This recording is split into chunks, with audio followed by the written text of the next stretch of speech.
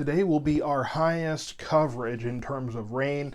And yeah, we started this Thursday, went on through Friday, yesterday got some rain, and then yeah, today we've got more showers and thunderstorms, and tomorrow we should have some more rain. But fortunately, getting into the work week, we'll get at least a couple of days of a break. But right now we have rain coming our way, so you can see all of this moving in from the south and the southeast, and you see it starting to light up here, starting to get some yellows and reds in there. So we will see some heavier showers from here to there. We will have some rumbles of thunder, a few lightning strikes today. We could have a stronger storm or two, and if you're in Dallas at the St. Patrick's Day parade and festivities there, just you be aware you've got rain coming your way. It looks like it stayed dry for the start of the parade, but getting into those later festivities, yeah, there's going to be rain closing in on you from the west and from the south. Temperatures today, we're right around 65, 66 degrees for most of us, so not that far off of normal, but overnight tonight we don't cool down much. We're in the low 60s, and ignore that norm over there. That should be reflecting a normal low of 48 degrees. So yeah, we are quite a bit warmer than the low, and it's all the moisture in the air and all the cloud cover that's going to help us hold in whatever daytime heating we get today and keep us from cooling down much overnight. But we will have a couple of cooler nights on the way here. So you probably saw this map that I posted this morning. I want to talk about this a little bit again and give a little more context. Here's the reason why winds are out of the north, but yet the storms are coming from the south. And I know that, of course, when we have those downdraft winds, those outflow winds coming out of these storms, yeah, you're going to have a bit of a southerly wind for just a little while, and then it just reverts right back to the south. So there's a difference at different levels of the atmosphere. You go farther up and you're under the southwest flow, the influence of this low pressure system that has been parked over the desert southwest.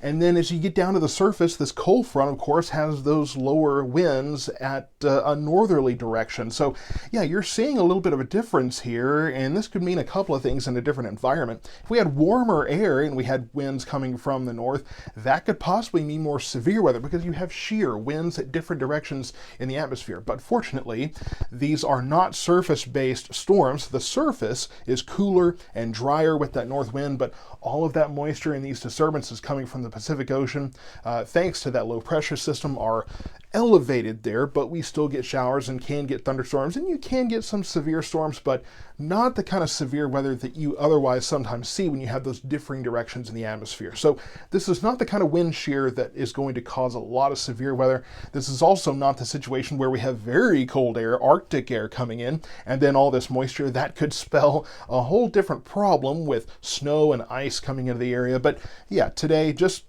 a few heavier showers, widespread rain, really a lot of moisture there in the upper regions of the atmosphere, thanks to the Pacific Ocean and that low pressure system. But eventually we will get to a point where things will come into concert a little bit more and bring in dry air at multiple levels of the atmosphere, again, for a little while.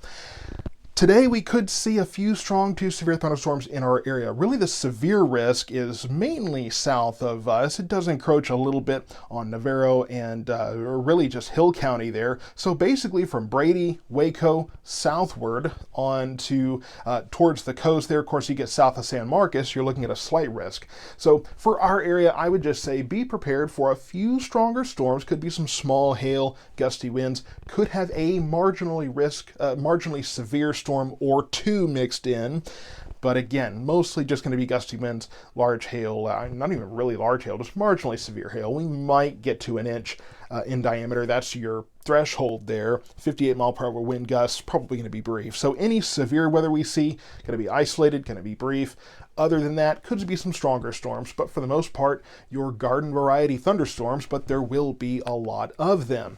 So I want to time this out for you, and this is looking at noon. Obviously, the HR model has kind of underestimated how much rain we would see at this point, but it is accurate in saying that as we get through the afternoon, we will see more coverage, and yes, perhaps a few of those heavier storms. Getting into 4 o'clock, yeah, we should be looking at just about all of our area seeing widespread showers and thunderstorms. I don't think it just stays raining all this time. It will be off and on, but again, there could be a few of those stronger thunderstorms, certainly some frequent lightning out there, and heavier rain where we've already had quite a bit of rain recently. So those flood-prone areas, you're already looking at a saturated surface. you could be looking at some flooding problems there. Now, as we get to 6 o'clock, again, pretty wide coverage, but you notice that it's starting to taper off in terms of the intensity of some of those storms. I do think we will see that as we get into the evening, that maybe, just maybe, we'll start to see the tone come down a little bit. And then 8 p.m. tonight, we should start to see this tapering off a little bit, and then certainly by 10, most of it looks like, if it follows this model's advice, it should be mostly out of here. Just a few lingering light showers, but as we get into the night, certainly by midnight, early morning, we should be rid of that. Now, early tomorrow morning, we will see more rain moving in, and it looks like for Sunday, we have showers, possibly a thunderstorm or two early in the morning. I think it's going to be probably less heavy rain tomorrow, lighter rain overall. And then we get into the afternoon, evening Sunday, we should get a bit of a reprieve, but tomorrow evening, tomorrow night, we could have one more little disturbance passing through with a little bit of rain, and then Monday definitely looks dry. So let's get into that forecast and just talk about all of that. Again, 60% chance of showers and thunderstorms for mostly the afternoon, so really starting now and then going into the rest of the day. And then later tonight, we should get that break. 65 for your highs. Lighter winds today, but that changes tomorrow. We will have another cold front coming in, just another reinforcement of cold air.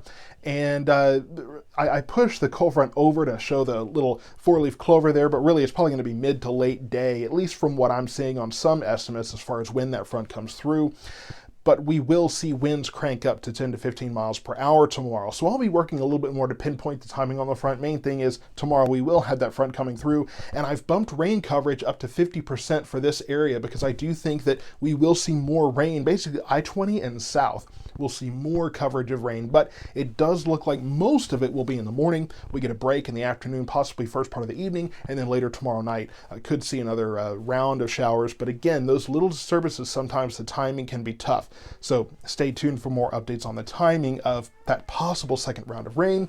But either way, later Sunday night, we do start to dry out. 46 degrees, we get cooler Sunday night, and then Monday, Tuesday look pleasant, 60s, and southerly winds return on Tuesday. So we will be moving more moisture in, and that low pressure system will finally dislodge from the desert southwest, start pulling on that moisture, give us some lift, and we will see showers late Wednesday into Thursday, and a warming trend getting to the mid 70s by next Friday. So stay tuned for more updates on today's rain chances, tomorrow's rain chances, as we go through the next several hours. I know that weekend plans, things are going on that you really wish weren't rained out, but unfortunately we're just gonna have to deal with it for a couple of days. And then next week looks nice, and I think by we get to next weekend, we have a rain-free weekend. Plenty of mud out there, but looks like at least the rain won't be falling, or the water won't be falling from the sky. It'll just be on the ground. So stay tuned for more updates from South Metro weather over the course of the weekend.